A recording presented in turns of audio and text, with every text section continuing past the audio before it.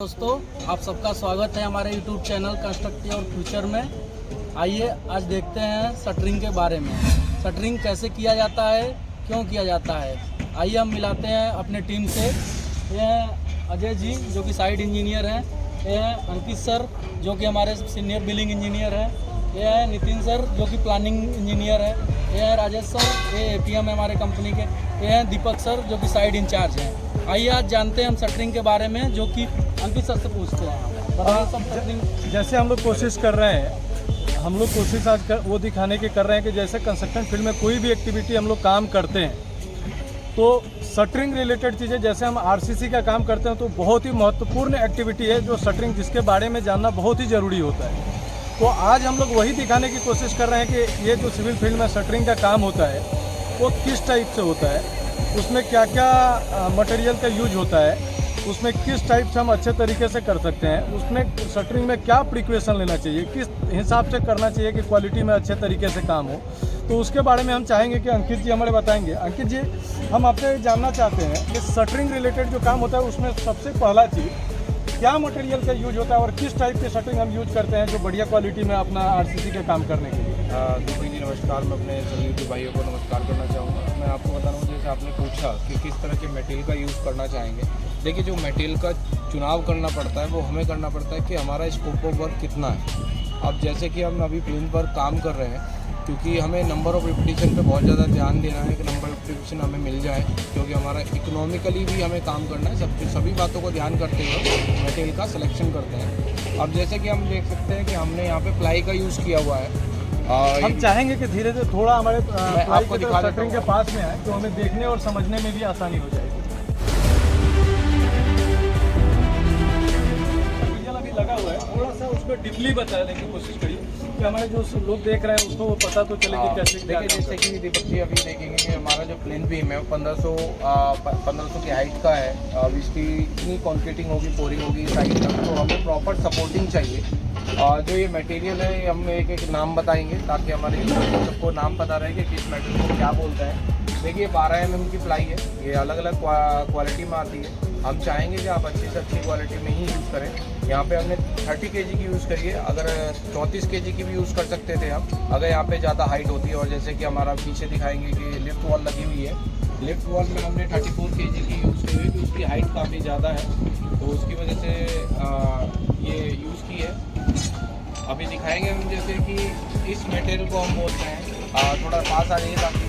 अच्छा, अभी हम एक जानना चाहेंगे, जैसे आपने ये प्लाई लगा दिया, उसमें ये हम लोग देखेंगे एक अंदर के तरफ से टाइरर टाइप में एक सरिया डाला हुआ है, तो इसका क्या महत्वपूर्ण योगदान होता है इसमें लगाने के लिए? मैं बताता हूँ। अभी देखिए, जब प्लाई के हमने पीछे सपोर्ट लगाया, इसके लिए भी हम डिज़ाइन करते हैं कि हमें कितना सपोर्टिंग देना है, क्योंकि जो हम कंक्रीट होता है वो हमारा फ्लो कंडीशन में होता है, तो वो कंक्रीट जो है फैलने की कोशिश करता है। तो उस कंक्रीट को फैलने से रोकने के लिए हम इसको कन्फाइन करते हैं शटरिंग में। हमने इधर भी शटरिंग लगाई हुई है, पीछे भी शटरिंग लगाई हुई है, ताकि जब हम कंक्रीटिंग करें तो ये पूरी तरीके से इसके अंदर ही डले। दूसरा, इसके पीछे हमने 3-4 की रिब लगाई हुई है, ताकि क्या ना इसको स्टिफनेस मिले। और इसकी स्पेसिंग भी आप देखेंगे तो 300 के आसपास ही हमने रखी है, जो हमारी रिक्वायर्ड थिकनेस है। हमने जो डिज़ाइन किया वो रिक्वायर्ड थिकनेस 30 की आई है। और ये हमारा वेलर है, ये MS का है, डबल है, 40 बाई 40 का है, और इसकी कम से कम 5 mm की थिकनेस है। इसको हमने पूरा 1500 से ज़्यादा हाइट का लिया है, ताकि क्योंकि हमें ऊपर तक का कन्फाइन मिले, जब पोरिंग करें या पकड़ने के थोड़ा असेंबल रहे। उधर हमने अपने लेबर को पोरिंग करते दौरान कोई दिक्कत ना हो, स्टेजिंग लगाई हुई है ताकि उस पर खड़े होकर पूरा पोरिंग कर ले।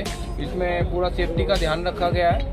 और ये वेलर बोलते हैं, इसको हम टाई रॉड बोलते हैं। टाई रॉड, जैसे अभी दीपक भाई जी ने हमसे पूछा था कि टाई रॉड क्यों लगाते हैं। देखिए, हमने इधर भी विंग नट लगा दिया, एक सेम कंडीशन में जैसे इधर आपको नज़र आ रहा है ऐसे ही पीछे है। और ये क्या है, एक टाइट करने की कोशिश करता है, मतलब कंक्रीट जो शटरिंग है उसको रोक के रखने का, अपनी एक फिक्स लोकेशन है उस पर रोक के रखने की कोशिश करता है। दूसरा, आप देखेंगे कि ये जो टाई रॉड है, अगर आप दिखाएंगे पीछे, ये पीछे दिखाएंगे जरा, ये हमने PVC कंड्यूट पाइप डाला हुआ है, ताकि टाई रॉड हमारे इसके अंदर से हो, जब हमारे पोर हो जाए, कंक्रीट सेट हो जाए, उसके बाद हम इस टाई रॉड को सेफली आसानी से रिमूव कर सकें। इसको हम बोलते हैं विंग नट। ये एक बार दिखाएंगे आशु जी। इसको बोलते हैं हम विंग नट। ये हमारा टाइट करने के काम आता है। हम इसको अपने जितना हमें रिक्वायर्ड डायमेंशन है उसके हिसाब से टाइट कर सकते हैं। ये आप देखेंगे तो ये स्क्रूएबल है। ये पूरा अगर टाई रॉड पे देखेंगे पूरा स्क्रू है। जितना हमें रिक्वायर्ड है उतना हम जहाँ तक टाइट करना है, जितना लूज़ करना है उस हिसाब से हम यूज़ कर सकते हैं इसको। बाकी जो शटरिंग करते वक्त हमें बातों का ध्यान रखना है, इसका लाइन का, इसका लेवल का, जिस लेवल तक हमें कंक्रीटिंग करनी है वो लेवल एज पर ड्राइंग है नहीं, वो मेंटेन करके रखना है। अगर इसके बाद भी फर्दर एक्सटेंड होता है किसी साइट पे अगर होता है तो उन लेवल को हम पोरिंग वाइज पोरिंग अपना स्टेज में मेंटेन करके लेवल चेक करते हैं। और दूसरा इसमें एक धागा बांध के हम इसका पूरा स्ट्रेटनेस के बीम जो हमने बांधा है, शटरिंग जो हमने करी है ये पूरी स्ट्रेट है नहीं एज पर डायमेंशन। दूसरा इसकी जो रिक्वायर्ड थिकनेस है वो एज पर ड्राइंग पूरी ओके है नहीं है, वो भी हम चेक करते हैं। दूसरा इसमें कहीं भी कोई ब्रेकेज वगैरह ना हो, जैसे कि ये आप देखेंगे होल है तो यहाँ पे अभी हम फॉर्म लगाएंगे क्योंकि अभी हमारा जैसे शटरिंग का काम अभी इन प्रोग्रेस है तो अभी इसमें हम फॉर्म वगैरह लगाएंगे ताकि जो कंक्रीट की स्लरी है वो बाहर ना निकले। आपने देखा होगा नीचे हमने एक हार्ड सरफेस बनाया बीम के पीसीसी, वो भी हमने पूरा अच्छी तरीके से करके इसको पैक कर दिया है। और आगे दिखाएंगे तो जैसे कॉलम आ गया है यहाँ पे, तो यहाँ पे एक दिक्कत ये आती है साइड पे काम करते वक्त कि ये चीज़ें हमें उस समय जब हम शटरिंग करते हैं राइट एंगल में नहीं मिलती। आइए दीपक जी मैं आपको दिखाता हूँ। आप देखेंगे तो ये शटरिंग थोड़ा सा इधर अभी लूज कंडीशन में है। जब भी इसे हम फिक्स कर देंगे, भी हमारा शटरिंग लगा रहे हैं बंदे इधर से लगाते हुए आ रहे हैं। अच्छा, जब देखेंगे कि मतलब पहले ये अपना जो भी कॉलम वर्टिकल ऊपर जाता है उसमें रिंग वगैरह सरिया बांधने का काम हो जाता है जी। उसके बाद ये शटरिंग लगाने के लिए इसमें गैप को मेंटेन करने के लिए कुछ लगाते हैं या ऐसे अप्लाई यूज करते हैं? ये बहुत अच्छा क्वेश्चन अभी हमने इसीलिए छोड़ा हुआ है ये कि हमें अभी यहाँ पे कवर ब्लॉक लगाने, आप देखेंगे तो इधर हमें कवर ब्लॉक नहीं मिल रहा, तो इसमें हम कवर ब्लॉक लगाएंगे और इसको पूरा 90 डिग्री पे अपना डायमेंशन में मेंटेन करते हुए शटरिंग पैक करेंगे। अब फिर इसको पैक करने के बाद अपना जो अपने राजेश जी है वो अपने क्लाइंट को चेक कराएंगे। क्लाइंट को चेक कराने के बाद अपना इसको पोरिंग करने बहुत सारे जगह पे देख रहे हैं कि जो टाई रॉड लगाने के लिए हम लोगों ने एक प्लाई के अंदर से होल मारा हुआ है जी। उसके अंदर एक पीवीसी पाइप डाला हुआ है, उसके अंदर से टाई रॉड हम लोग पास करते हैं और उसको जैसे आपने बताया कि विंगनट के थ्रू हम टाइट करते हैं।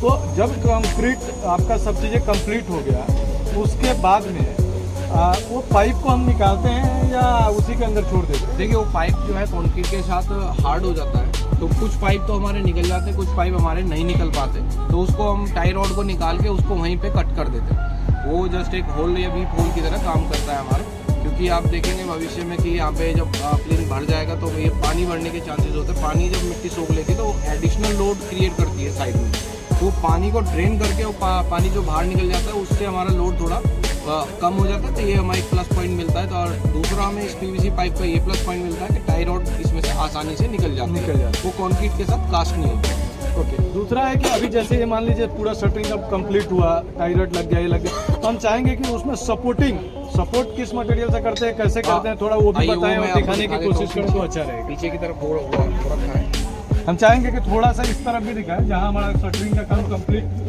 हुआ है और उसमें सपोर्टिंग एक्टिविटी भी चालू हो रहा है।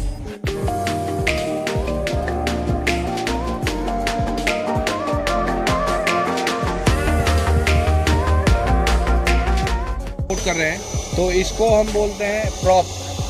ये अलग अलग साइजेस के आते हैं, 2x2 के, 2 मीटर बाय 2 मीटर के भी आते हैं, 3x3 मीटर के भी आते हैं। ये हमारा प्रॉप है।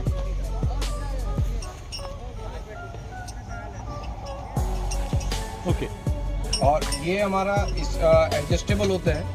हमारे ये अलग अलग साइज में आते हैं, 3 मीटर बाय 2 मीटर में भी आते हैं। 2 मीटर का ये होता है, नीचे का पोर्शन 3 मीटर का होता है। 2x2 मीटर के भी आते हैं जो हमारी रिक्वायर्ड है। हमारे पास सारे साइजेस अवेलेबल है साइट में, तो जो हमें रिक्वायर्ड है वो उसका हम चूज़ करके, अपना जो साइट इंजीनियर है वो अपना चूज़ करके उसको यूज़ करते हैं। अब ये एडजस्टेबल है, मान लीजिए हमें यहाँ थोड़ा सा एडजस्ट करना पड़े, उधर धकेलना पड़े, इधर लूज करनी पड़े शटरिंग, तो इसके हिसाब से हम इसे एडजस्ट कर सकते हैं। लाइन में करने के लिए आपको आगे पीछे कुछ करना हो तो वो अगर हमें डायमेंशन में करने के लिए इसकी लाइन चेक करेंगे तो उसको एडजस्ट करने के लिए एक सपोर्टिंग के लिए तौर पे। दूसरा ये हमारा हो गया, नीचे आप देखेंगे तो ये इसे बोलते हैं बेस जैक, और ये हमारा होता है यू जैक। अगर आप देखेंगे इसे बोलते हैं हम यू जैक, ये क्या होते हैं, दोनों एडजस्टेबल होते हैं। अब ये बेस जैक क्या है, हमें सब ये भी आप देखेंगे तो इसको भी हम स्क्रू कर सकते हैं जो रिक्वायर्ड है, और नीचे सपोर्ट देने के लिए इस लेवल पे सपोर्ट देने के लिए हम इसे एडजस्ट कर सकते हैं अपने अनुसार, जितना हमें चाहिए उतना हम इसे एडजस्ट कर सकते हैं, टाइट कर सकते हैं। बाकी ये हमारा इसको वेलर ही बोलते हैं। ये जैसे कि अभी मैं पिछली थोड़ी देर पहले बताया था अपने दोस्तों को, इसको वेलर बोलते हैं। ये हमारा रिब हो गया, 3x4 की ही रिब है, और ज़्यादातर हम यही यूज़ करते हैं क्योंकि ये थोड़ा इकोनॉमिकल पड़ता है, जितना हमें चाहिए रिक्वायर्ड इतना ही है। और दीपक जी बताइए। जैसे हम सभी को बताना चाहेंगे कि अभी सब मटेरियल का जैसे अंकित जी ने नाम बता दिया कि हम लोग जो शटरिंग के लिए वो प्लाई यूज करते हैं जो 12 mm थिकनेस में है, 34 kg और 30 kg दो चीज़ों में आती है, और वो हिसाब से हम लोग काम करते हैं। बाकी इसको हम लोग वेलर बोलते हैं, जो MS स्क्वायर ट्यूब में बनाया हुआ मटेरियल आता है जो आगे चल के सपोर्टिंग और बाकी सब चीज़ों में कामयाब होता है। इसको टाई रड बोलते हैं, इसको ये अपना विंगनट बोलते हैं, और ये अपना MS फ्लॉप बोलते हैं जो सपोर्टिंग मटेरियल। अभी हम एक जानना चाहेंगे, ये तो हमें प्लाई में काम करते हैं, कई जगह पे देखते हैं दूसरे टाइप की भी शटरिंग यूज होती है जैसे माहीवाल या अदर थिंग में, तो इस टाइप के भी कोई चीज़ें होती है क्या? देखिए दीपक जी, जो माहीवाल शटरिंग होती है वो हमारी जहाँ पे रेपिटेशन बहुत ज़्यादा हो, जैसे कि आपने देखा होगा टावर वगैरह के काम होते हैं, तो टावर पे क्या हमारा टिप एक फ्लोर फिक्स हो जाता है, वही फ्लोर हमारा 23 मंजिल 24 मंजिल तक बनना होता है।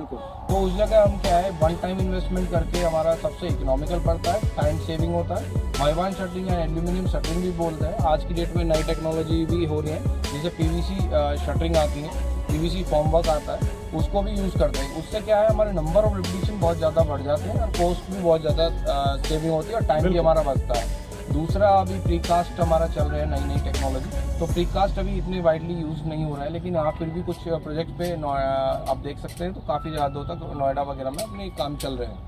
बहुत बहुत धन्यवाद अच्छी जानकारियाँ देने के लिए। अभी हम चाहेंगे कि आप लोग सभी लोग इसी तरह हमारे चैनल को फॉलो करें और देखते रहिए नई इसी प्रकार जो प्रैक्टिकल साइड पे क्या एक्टिविटी होती है, हर एक एक्टिविटी को हम लोग लाइव आपको दिखाने की कोशिश करेंगे हमारे चैनल के माध्यम से। तब तक के लिए धन्यवाद, थैंक यू।